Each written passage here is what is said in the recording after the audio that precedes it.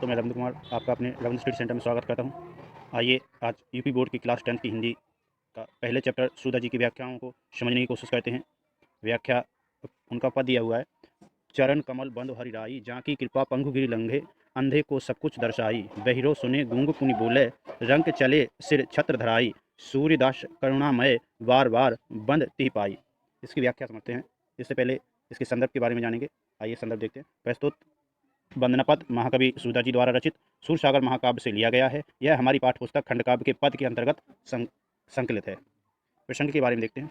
प्रस्तुत पद में महाकवि सूरदास जी ने अपने आराध्य श्री कृष्ण के चरणों की वंदना की है। व्याख्या। भगवान के चरणों की वंदना करते हुए भक्त सूरदास जी कहते हैं कि हे प्रभु, आपके कमल रूपी चरणों की वंदना करता हूँ, जिसकी कृपा से लंगड़ा व्यक्ति पर्वतों को लांघ जाता है, अंधे व्यक्ति को सब कुछ दिखाई देने लगता है, बहरा सुनने लगता है, गूंगा व्यक्ति फिर से बोलने लगता है, भिखारी मुकुटधारी राजा बन जाता है।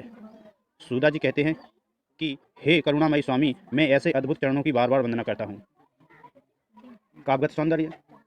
ईश्वर नंबर 1, ईश्वर के चरणों की महिमा व्यक्त करते हुए उनके प्रति भक्ति भाव की शक्ति का महत्व बताया गया है। नंबर 2, सूरदास जी ने इस पद में ब्रज भाषा का प्रयोग किया है। रस इसमें भक्ति है, गुण इसमें प्रसाद है, अलंकार रूपक भी है, अनुप्रास भी है और पुनरोक्ति प्रकाश भी है और छंद गेय पद है। आइए अगली व्याख्या देखते हैं। अविगति कछु कहत ना आवे, ज्यों गूंगे मीठे फल के रस अंतर्गत ही भावे, परम स्वाद सबहु सुनिरंतर अमित तोष उपजावे, मन वाणी को अगम अगोचर सो जाने जो पावे, रूप रेख गुण जाति जुक्ति बिनु निरालंब कित धावे, सब विधि अगम विचार ही ताते सूर्य सगुन पद गावे। अर्थात इसकी व्याख्या करेंगे। प्रस्तुत पद्यांश हमारी पाठ्यपुस्तक हिंदी काव्य के सूरदास द्वारा रचित सूरसागर से लिया गया है। प्रसंग इसके बारे में इसका प्रसंग देखेंगे। प्रस्तुत पद में महाकवि सूरदास ने निराकार ब्रह्म की उपासना साधना को अधिक कठिन बताया है। इसी के साथ साकार ब्रह्म की उपासना को सर्वसाधारण के लिए सरल बताते हुए उसी का समर्थन भी किया है। व्याख्या देखते हैं। निराकार ब्रह्म की स्थिति का वर्णन नहीं किया जा सकता है, अर्थात वह अनिर्वचनीय है। जिस प्रकार गूंगा व्यक्ति मीठे फल के स्वाद को हृदय में ही अनुभव करता है, उसका वर्णन नहीं कर सकता है।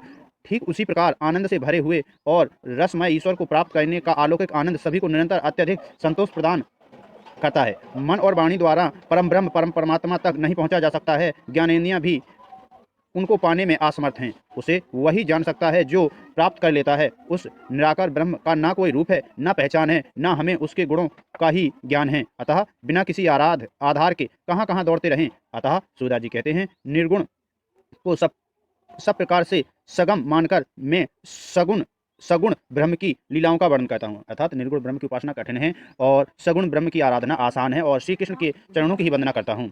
काव्यगत सौंदर्य। निर्गुण ब्रह्म की उपासना को कठिनाइयों की भावात्मक अभिव्यक्ति करते हुए सगुण ब्रह्म की उपासना को सरल बताया है। भाषा इसमें ब्रज है, रस शांत है, गुण प्रसाद है, अलंकार यमक, दृष्टांत हेतु अनुप्रास और छंद इसमें गेय पद है। देखने के लिए बहुत बहुत धन्यवाद। पसंद आए तो लाइक करें, शेयर करें, सब्सक्राइब करें। ना आए पसंद तो अनलाइक करें। धन्यवाद।